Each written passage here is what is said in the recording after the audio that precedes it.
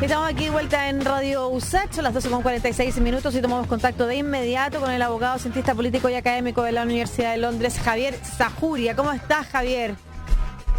Hola, Lucía, ¿qué tal? Muy bien, muy bien. Muchas gracias por tener este contacto con nosotros y darnos tu tiempo de académico también para explicarle a la comunidad de Radio USACH sobre las diversas dudas que hay en torno a nuestro sistema electoral y si es verdad que ese señor llamado Víctor a inicios del siglo pasado confabuló contra el proceso constitucional chileno que quería impulsar los cambios importantes y el resto de la comunidad internacional se unió implementándolo también para darle una credibilidad que no debiera tener por antidemocrático, así como ya estoy juntando todo tipo de confabulaciones que he visto pasar por ahí. No, pero hablando en serio, hay dudas legítimas sobre el sistema electoral, que es un sistema electoral que se va a usar para la elección de los constituyentes, pero también que no se usa por primera vez en nuestro país, se ha usado anteriormente y sería bueno que nos explicaras bien cómo funciona, porque ante estas dudas hemos visto circular por las redes sociales una serie de videos o explicaciones con errores que inducen a acrecentar esas incertidumbres. Entonces, te voy a hacer algunas preguntas, a ver si podemos ayudar también a nuestra comunidad. Y la primera de esas preguntas tiene que ver con cómo se pronuncia el nombre, que es parte de la polémica. ¿Cómo se llama nuestro sistema electoral? ¿De dónde viene? Y a grandes rasgos, ¿cuáles son sus principios para que luego hagamos la baja? Ya, no voy a tratar de pronunciarlo en Flemish, que es el idioma de la zona de Bélgica donde viene. Creo que es como dunt o algo así, pero en realidad uno le puede decir don't. Lo importante es que la H es muda, al igual que en español, así que no es de hont o alguna de esas variaciones. Mira, el objetivo de esto es responder a la pregunta que es, si yo tengo un distrito, una unidad electoral, puede ser un distrito, circunscripción, ¿cómo distribuyo, que elige más de una persona en ese distrito? O sea, que la magnitud del distrito es más de uno, eso es el concepto técnico, la magnitud del distrito. ¿Cómo distribuyo esos cupos dentro de las listas que compiten por esos cupos? Y además, asumiendo que hay listas, porque también tú puedes tener candidatos individuales presentándose, y ahí es más fácil porque en el fondo las mayorías se corren dependiendo de cómo cada candidato corre. Pero si tú tienes un sistema de listas, como el chileno, y además tienes distritos que eligen a más de una persona, la pregunta es cómo tú distribuyes esto de una forma que sea más o menos representativa del porcentaje de votos que saca cada lista. Entonces, por eso se llaman sistemas proporcionales, porque tratan de traducir la proporción de votos en proporción de escaños. Eso es más o menos el objetivo. Y el sistema DONT, que es el que se ocupa en Chile, es uno de muchos sistemas, es uno de los más populares también, o sea, no es que sea el más desconocido. Y en Chile lleva muchos años ocupándose. Se ocupa a nivel municipal en las elecciones de concejales, más o menos, porque ahí operan otros elementos. Se ocupó en el binominal. La gran diferencia es que como la magnitud del distrito, o sea, como se elegían solo 2 personas por distrito, los efectos se aminoraban, porque en el fondo lo que hacía era que fuera muy difícil para la lista que sacaba mayoría de votos obtener los 2 escaños. Ese es el efecto que tenía en la práctica. Pero el problema que había ahí era que la magnitud del distrito era de 2. No era un problema tanto del uso del DOT. Y el DOT no es más que una fórmula, que es un mecanismo para traducir, como dije, votos a escaños. No es nada más que eso. No tiene que ver con la conformación de listas, ni con el tamaño de los distritos, ni nada por el estilo. Es simplemente responder la pregunta, tengo tantos votos, ¿cómo los transfiero a escaños? Ya, tú mencionaste algo que forma parte de las preguntas que se hace la gente. ¿Por qué no se vota por personas y se vota por listas? Y ahí sería bueno profundizar también con la pregunta de por qué la democracia no es solo votar primero, pero además no es solo votar o no es más democrático las mayorías simples. Como decía alguien ayer ante la pregunta que planteamos en las redes sociales, ¿por qué no importa nomás que 1 más 1 sea 2? A ver, vamos a tratar de responder todas las preguntas. La primera es que en Chile sí se vota por personas. O sea, cuando una persona va a ir a votar a la Convención Constitucional, no va a votar por la lista XD, porque ahora ya es imposible saber más o menos cuál es la sigla de cada lista. Sino que va a votar por una persona que pertenece a una lista. Ese es un sistema que se llama sistema de listas abiertas. O sea, claro, las personas, los candidatos y candidatas están agrupados en listas pero las personas ejercen su derecho a voto sobre una persona. Y el orden dentro de la lista se determina por la cantidad de votos que cada persona obtiene. O sea, el orden que uno ve en la lista, en la papeleta, es un orden que se establecen los partidos, los conglomerados que se presentan, pero ese no es el orden final en el que tú vas a decidir quiénes ganaron, sino que lo vas a hacer a partir de la cantidad de votos que cada candidato tiene.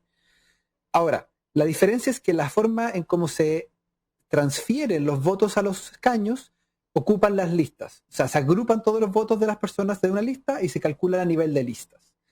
Hay otros sistemas, como el sistema uruguayo, por ejemplo, donde la gente no vota por personas individuales, sino que vota por la lista. O sea, yo no voto por el candidato del Frente Amplio en el caso, sino que voto por la lista del Frente Amplio que se presenta en mi distrito. Ahora, ¿cómo se distribuyen los cupos dentro de la lista? Básicamente, la lista decide.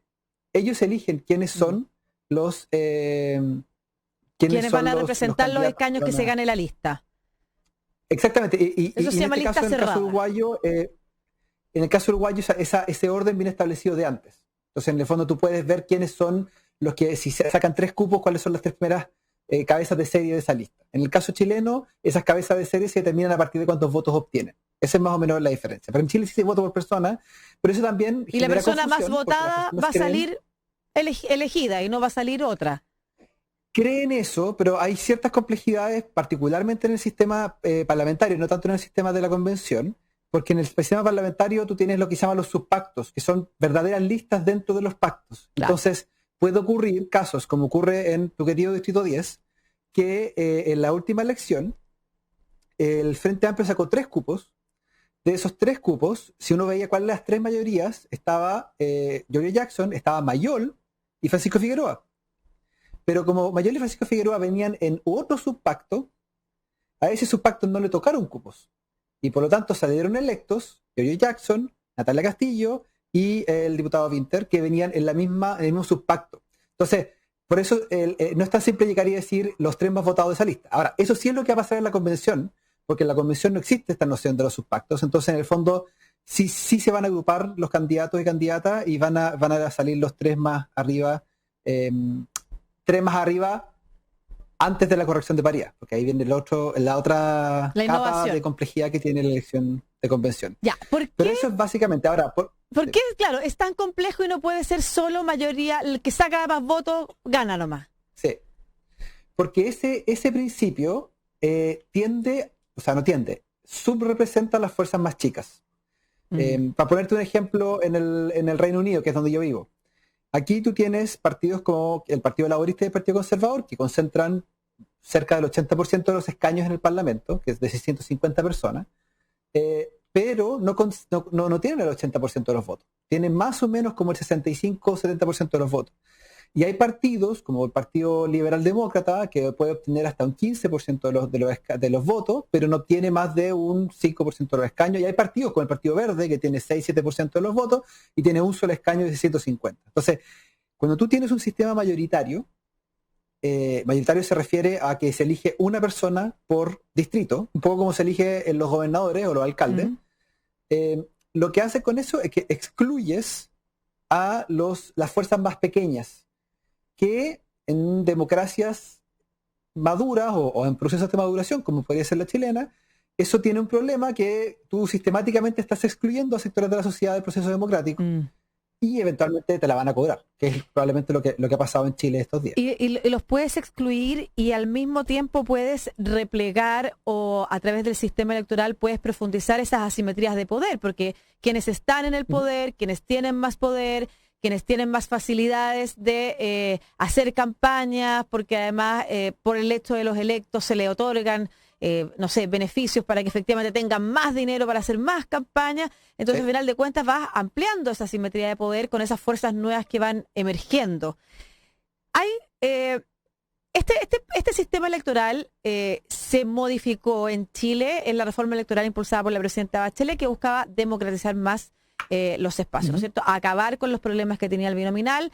Eso incluía también otras cosas, reformas de partido, algunas avanzaron, otras no, pero lo que se buscaba era democratizar mejor el escenario, pensando además que se avanzaba a un proceso constituyente. Todo esto iba de la mano.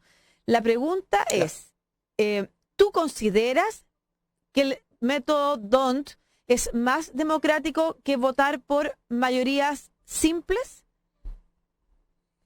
Uy, a ver, esa es la pregunta difícil de hacerle a un cientista político, porque en el fondo nos enseñan a no tener preferencias, pero yo creo que es más deseable. Esa es la forma que me gustaría plantearlo. Perfecto. Porque creo que los sistemas mayoritarios en general están en retirada en el mundo y son particularmente usados en democracias más viejas, que tienen muchos años de trabajo y tienen una serie de problemas. Estados Unidos es un buen ejemplo para mirar esos problemas en términos de la relación entre parlamentos, o sea, en términos de cómo se distribuye el poder dentro de los partidos y cómo los partidos operan y se convierten en estas grandes coaliciones. Pero han de tratar de correr como independiente en Estados Unidos, no tienes ninguna opción en ninguna parte, y por lo tanto eso genera cada vez problemas de representatividad también.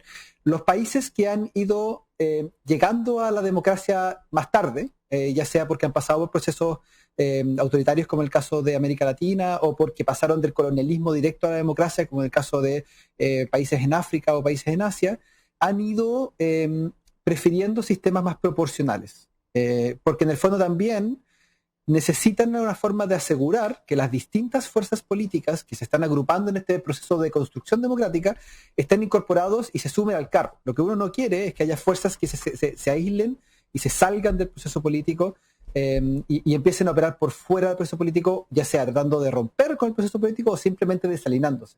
Entonces, yo creo que sistemas que son proporcionales, como el sistema de D'Hondt, y con distritos que son de magnitud más grande que 3, o sea, que eligen más de 3 escaños, son más deseables, particularmente en el caso chileno. Si son más democráticos o menos democráticos, hay distintas categorías de democracia, hay distintas variedades de democracia. Esta es una particular, que es la democracia liberal, que yo creo que en el caso chileno funciona o tiene mayor probabilidad de funcionar bien. Pero claro, lo que pasa es que uno dice, es poco simple comparado con la idea de simplemente que los que saquen más votos ganen. Es cierto, pero ahí hay que uno tiene que hacer como cuáles son los pros y los contras. Es más simple para que la gente lo entienda, efectivamente, pero el resultado a la hora de la conformación del Parlamento, de la Convención o de los órganos que sean, se hace de una forma que representa menos a la población en general. Entonces, en el fondo, estamos perdiendo en términos de simpleza, o sea, estamos ganando complejidad, o estamos complejizando el sistema, pero por otro lado estamos ganando en representación. Y ahora, eso yo creo que es el objetivo más fundamental. Sin embargo, esa frase sería fácil de aplicar en un contexto en el que las listas corrieran más o menos en igualdad de condiciones. No por el sistema D'Hondt, sino que por cómo se organizan para competir, ¿no es cierto? Porque lo que está sintiendo hoy gran parte de la ciudadanía que piensa que canaliza el espíritu del apruebo de ese 80% es que una derecha que está en contra de ese proceso va a quedar sobre representada en la convención por culpa de nuestro sistema electoral. ¿Es culpa de nuestro sistema electoral? A ver, yo creo que sacar algunos mitos acá. Lo primero es que efectivamente la gran mayoría de las personas que votaron en contra del proceso son personas de derecha o que votarían por candidatos de la derecha. Dicho eso, hay distintas encuestas que estiman que entre los votantes de la derecha, entre un tercio y una mitad votaron por el apruebo. Por lo tanto, uno no puede llegar y decir la derecha está por el rechazo y por lo tanto no tiene que tener representación más allá del 20% que le corresponde por la votación del plebiscito. Eso sería absurdo y en mi opinión, y esto ya es usando mi opinión más normativa, no tiene que ver con mi rol académico, yo creo que es poco deseable. La construcción de una constitución hoy día tenemos una constitución que es el programa de gobierno de un bando, que es el bando que estaba dura. Sería una mala idea tener una constitución que sea el programa de gobierno del otro bando. No podemos usar la constitución como un espacio de revancha. Esa es mi opinión individual. Por lo tanto, tenemos que buscar una forma de incluir opiniones y también entender que entre la gente que votó por el apruebo hay mucha gente que no necesariamente está incómoda con gran parte del sistema político actual. Pero cree que hay que cambiar algunas cosas. Exactamente. O su deseo de cambio no es tan profundo como otras personas que votaron por la misma opción. Y esa es una característica de los plebiscitos, que agrupan a muchas personas que no necesariamente piensan lo mismo. Claro. Ahora, habiendo dicho eso, igual la derecha es probable que quede sobre representada. ¿Es por culpa del sistema electoral que tenemos? Es por culpa de, o sea, es por responsabilidad de que la derecha va a ir en una sola lista, mientras que la oposición va a ir en muchísimas listas. Estamos hablando de más de 70 listas. Eso hubiera pasado en cualquier sistema proporcional. Hubiera pasado con el DON, con el Selaki, que es la alternativa que más se ocupa, o con cualquier otra fórmula que nosotros inventáramos para distribuir escaños, de votos a escaños, asumiendo que los distritos electorales se mantienen iguales. Simplemente por eso, porque en el fondo lo que hace el sistema es que premia a las listas que tienen más votos. Entonces, si la oposición va en 3 listas distintas, esos votos se van a dividir y por lo tanto le van a tocar menos escaños. Entonces, ese es el problema que hay hoy día, o el gran riesgo que hay, si uno lo quiere pensar en términos de pérdida de representación, es que es probable que la lista de la derecha tenga, ponte tú, 40% de votación, por darte un número más o menos basado en la votación dura de años anteriores, 40-42%, pero tenga un 45-48% de los escaños. Eso puede ocurrir. Es difícil que llegue a más del 50%, porque por el diseño de los distritos, pero es probable que estén cerca del 50%. Ahora, faltan 4 meses, así que puede pasar muchas cosas en términos de campaña, de millones de cosas que aquí pasen, pero sí que no es una predicción de lo que va a pasar. Simplemente estoy diciendo que no sería raro que por el solo hecho de cómo se conformaron las listas, la derecha termine con una representación en la convención más alta que su proporción de votos en el electorado. ¿Y tú dirías que eso, más que por ser responsabilidad del sistema, es por la responsabilidad de quienes sí saben usar el sistema o leer el sistema? Siempre que tú tienes un sistema proporcional como el chileno, en el que tú tienes más de una persona por distrito, elige más de una persona por distrito y más de 2 en el caso chileno, siempre vas a tener que buscar una manera de traducir los votos que sacan las listas a los escaños. Y da lo mismo el sistema que tú ocupes, siempre va a haber distorsiones, diferencias entre la cantidad de votos o el porcentaje de votos que tiene una lista y el porcentaje de escaños que tiene. Lo que uno quiere es minimizar esas distorsiones. Ahora, si tú tienes un sector político que va dividido en 3 listas, el sistema no se puede hacer cargo de eso, porque el sistema va a tomar cada lista, al sistema o a la fórmula le da lo mismo si la lista A es de izquierda, la B de derecha, la C de centro, eso no le importa. No está mirando a qué sector ideológico están representando, sino que simplemente está mirando cuántos votos tienen. Entonces, si es que la oposición o la centroizquierda o la izquierda van en las 70 y tantas listas que van hoy día, obviamente eso va a dispersar votos y obviamente eso va a lograr que tengan menos cupos. Pero eso no tiene que ver con la fórmula que uno ocupe para traducir votos a escaños, sino con el hecho de que están representándose en muchas listas y atomizando la fuerza. Javier, mira, yo creo que hemos respondido preguntas como si es verdad que no representa las mayorías realmente o infla las bajas votaciones. Por el contrario, tú has dicho que es una oportunidad para las fuerzas más pequeñas. También si propondrías otro sistema de elección para diputados o senadores, hacen esa pregunta. Y yo quiero avanzar con otra que es particular del contexto nuestro y que tiene que ver con cómo están surgiendo estas dudas. También he visto reacciones como: ya no puedo votar por la persona que quería votar porque resulta que ahora significa que puede que apoye a otras personas de toda su lista. Entonces, ¿qué posibilidades hay? Tú mencionabas el caso de Giorgio Jackson, ¿no es cierto? Que es como el caso más exitoso de nuestro sistema electoral del último tiempo, en el que pudo arrastrar a 2 personas más de su subpack. Sí, claro. Eso es algo importante de decir. No es que una persona arrastre a toda una lista completa, eso es un escenario prácticamente imposible de darse. Entonces, sería bueno como aliviar esos miedos, pero al mismo tiempo como orientar a las personas sobre cómo hay que votar entonces, porque se confunde, no sabe ya entonces cómo mirar y también cómo votar pensando no solamente en conciencia sobre cuál es su mejor candidato y si acaso es malo votar por su mejor candidato o candidata porque estaría arrastrando a otras personas, o si definitivamente tiene que votar por la persona que le guste, listo, no se preocupe más, o por el contrario, pensarlo desde él.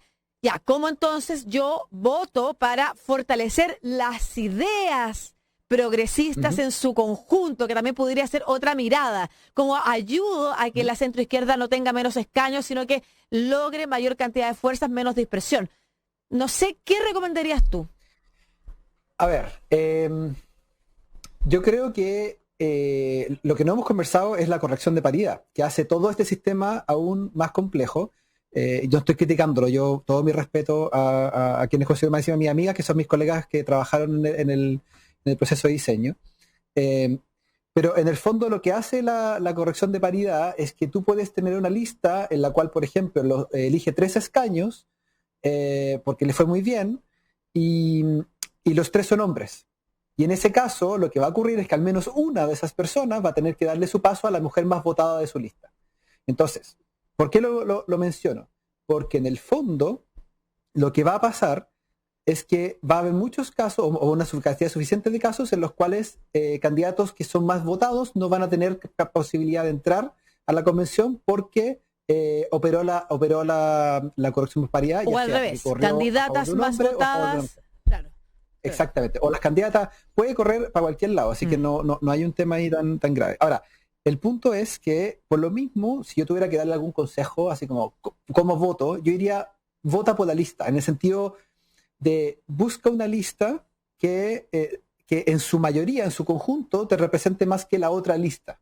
Si hay una persona en esa lista que te genera un nivel de anticuerpos gigante y esa persona es medianamente popular, o sea, tiene alguna posibilidad de estar entre los 2, 3 primeros de esa lista, bueno, quizás ahí va a ser más difícil porque es probable que, incluso si es que no es la primera o la segunda, por un tema de corrección de paridad, pueda obtener un cupo. Si yo quisiera darle un consejo a la centroizquierda o a los votantes que históricamente han votado por la izquierda o la centroizquierda, yo les diría, agrupen sus votos, y esto quizás los amigos de independientes no neutrales no les va a gustar, pero traten de votar por las listas más grandes. O las que ustedes consideren que son las listas que van a tener más posibilidades. Y eso, porque en el fondo la única forma de contrarrestar esta dispersión de listas es que los votantes hagan su trabajo, que es agruparse en un par de listas o no. Ahora, eso es súper estratégico y hay muchas personas que van a decir, bueno, yo en realidad quiero votar por la persona X, adelante. Si yo no voy a estar diciéndole a la gente cómo tiene que votar, pero si yo tuviera que alguien me preguntara cuál es la forma estratégica de voto, yo creo que es esa. Es votar por listas sabiendo que el candidato o candidata que uno elige puede no terminar electo por ya sea porque no obtuvo los votos o por la corrección de paridad, y tratar de agruparse en una o 2 listas como máximo, y creo más que eso se hace mucho más difícil obtener un porcentaje más alto. En el caso de los votantes de derecha la tienen fácil, tienen una sola lista, así que no tienen ningún problema. No necesitan recomendaciones tuyas en este momento. Sí. Hicieron la vega por ellos. Sí, dale.